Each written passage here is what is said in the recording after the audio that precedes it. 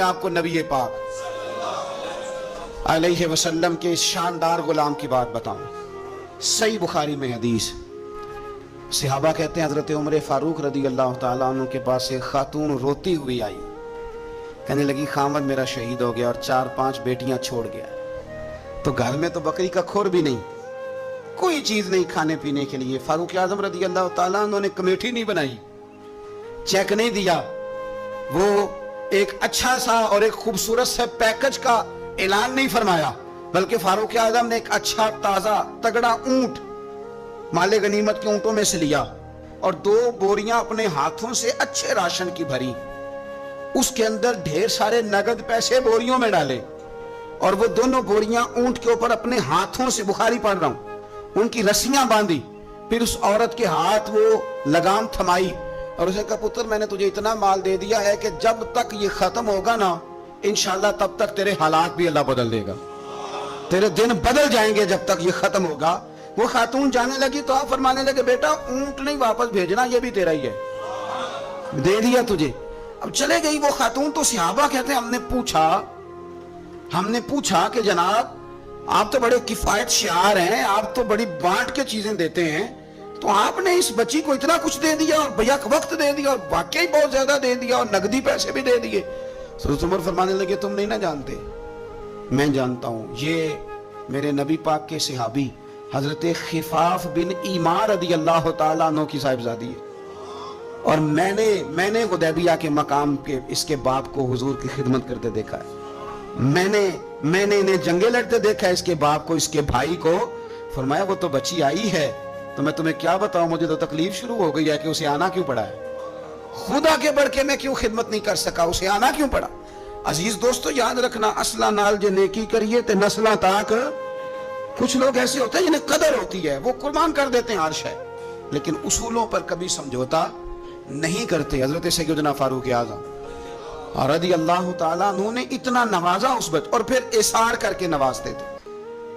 हमारा ये मिजाज बन गया कि जो शय भी आए पहले मेरे घर आए, और लोग कई दफा घर बचाते बचाते सारा कुछ जाया कर बैठते, हर शय, हर चीज, हत्ता के माज़अल्लाह दीन ईमान भी, दुआएं भी, पैसा बच जाए, घर बच जाए, बाकी जो शय जाती है वो जाए। लेकिन सैयदना फारूक आज़म का रंग बड़ा अनोखा है, अंदाज बड़ा निराला है। एक जगह से ना चादरें आई बहुत सारी, मेरा ख्याल है कि जो बेहतरीन चीज होती है ना वो लोग पहले घर रख लेते हैं। ये कुर्बानियां हुई है ना जी, तो 4-4, 5-5 राने जिन्होंने 6-6 बकरे किए वो पहले उन्होंने साइड पे कर लिए। मुझे एक संगी बताने लगे कि इस दफा आपकी दुआ से खैर हुई है, हमने मिक्स करके गोश्त बांटा है, वरना पहले इसी तरह करते थे कि जो राने हैं ना वो सारी साइड पे करो और बाकी फिर इकट्ठा करके अल्लाह के रास्ते में दे दो। अल्लाह की राह में जो देना है, जो अपनी राह में देना है उसका तरीका, और अल्लाह की राह में देना है माज़अल्लाह तो उसका स्टाइल है और है। फरमाने लगे कि चादरें आई और बड़ी बड़ी कीमती चादरें आई, तो फारूक आज़म रज़ी अल्लाह ताला अन्हु ने कोई उसमें तखसीस नहीं की, 1-1, 2-2, 3-3, 4-4 बांटते रहे। चादरें थी औरतों वाली। अब जो सबसे नीचे से चादर निकली वो इत्तेफाक से बड़ी शानदार निकल आई। आखिर में जो रह गई ना, सबर करें ते मोती मिल सन, ते जिक्र करें ते हीरे, ये सबर करें ते मोती मिल सन, जिक्र करें ते जे पागला वांगू रौला पावे, ना मोती ना सबर करें ते मोती मिल सन, जिक्र करें ते। आजकल लोग शोर डाल के सारा कुछ करना चाहते। तू चुप करके कोने में बैठ जा, तू बैठा रहे, तू डरना दे, पूछने वाला खुद ही तुझसे पूछ लेगा तू किधर से आया है, वो खत्म हो गई बात। सबर किया ना जब, वो चादरें सारी, तो एक चादर अब अपने घर वालों के लिए उन्होंने चादर अभी देनी थी, वो सबसे नीचे कीमती चादर निकल आई।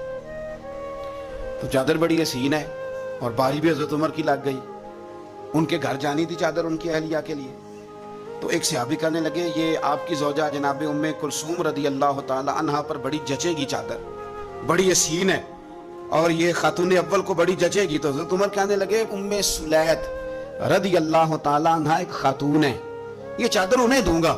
कहा उनको क्यों देंगे? फरमाने लगे इसलिए कि ओहद में जब बहुत सारे लोग जख्मी हो गए थे तो मैंने उस बीबी को देखा था मिस्कीजा उठा के नबी पाक के गुलामों को पानी पिला रही थी, तो ये खूबसूरत चादर उसके हिस्से में आएगी जिसने रसूलुल्लाह के दीन की खिदमत की।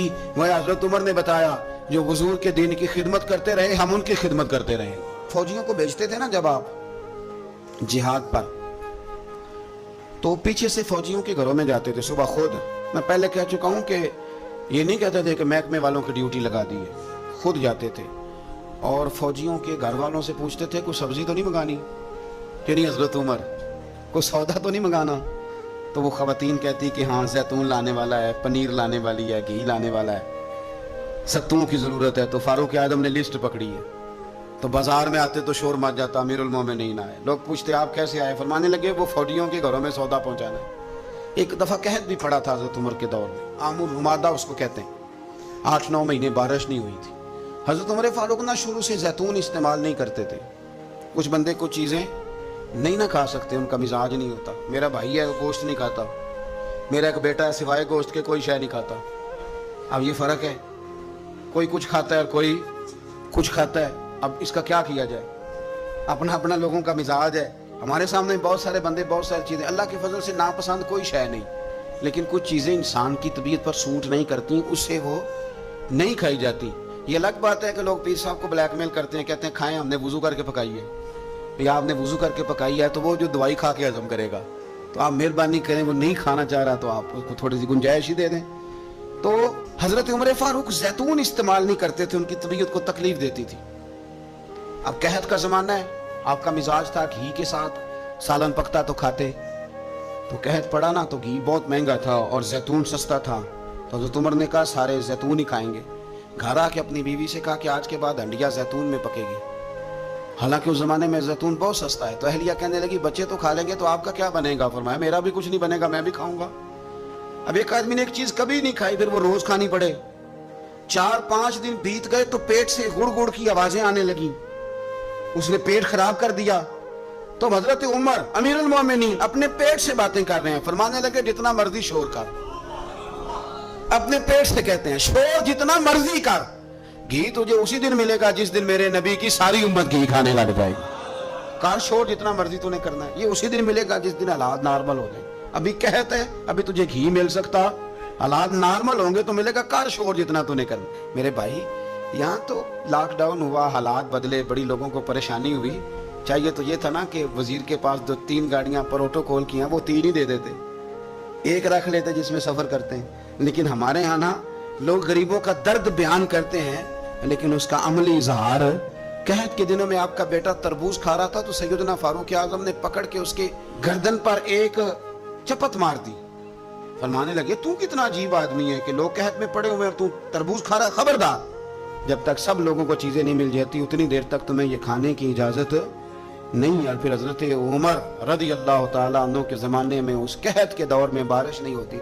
हजरत बिलाल बिन हारिस अल मुज़नी, ये सहाबी है, मुसन्नफ इब्न अबी शैबा में मौजूद है। ये ख़त्म कैसे हुई, कहत ख़त्म कैसे? वो गए जाके ना हुजूर के रोज़े पे हाजिर हुए, हुजूर बारिश नहीं हो रही, मेहरबानी करें। कहते मैं वहीं सो गया, मुझे हुजूर ख्वाब में मिले और फरमाया उमर को मेरा सलाम कहना और उसे कहना तो फिक्र न कर, रब बारिश अता करेगा। तो बारिश हुई हुजूर के रोज़े नूर पे जाने की बरकत से। अल्लाह करे उम्मत के लिए रोज़े के दरवाजे हमेशा खुले रहे, कभी बंद ना हो, वहां से तो करम मिलता है। तो जो आज हजरत उमर के बारे में सारी गुफ्तगू है, एक पहलू मैं आपके सामने रखना चाहता हूं कि एहसास जिम्मेदारी, लोगों के साथ उनका रवैया।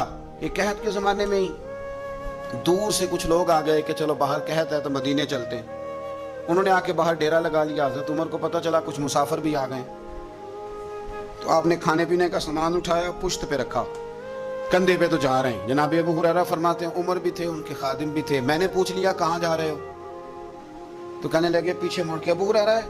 मैंने कहा जी। कहने लगे इधर आ यार, मैं थक गया हूँ, थोड़ा सा सामान तू भी उठा, चल मेरे साथ। कहते मैंने तो पूछ लिया था, मैं भी काबू आ गया। वो सामान उठाया, जहाँ काफिला ठहरा था वहां गए और जा करके ना हजरत उमर ने मुझे कहा लाओ लकड़ियाँ।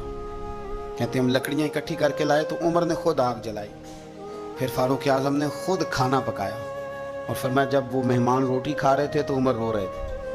हमने कहा हुजूर रोते क्यों है? फरमाने लगे जब रब के भूखे बंदे रोटी खा लेते हैं तो अल्लाह राजी बड़ा होता है। तो सोचता हूँ मुझ छोटे आदमी को रब करीम ने कितना एजाज़ दिया है कि मेरी वजह से आज इन भूखों ने खाना खाया। तो मेरे अजीज़ों, जनाब फारूक आजम ने हमें यह दर्स दिया कि एहसास ज़िम्मेदारी ज़िंदगी में पैदा करें।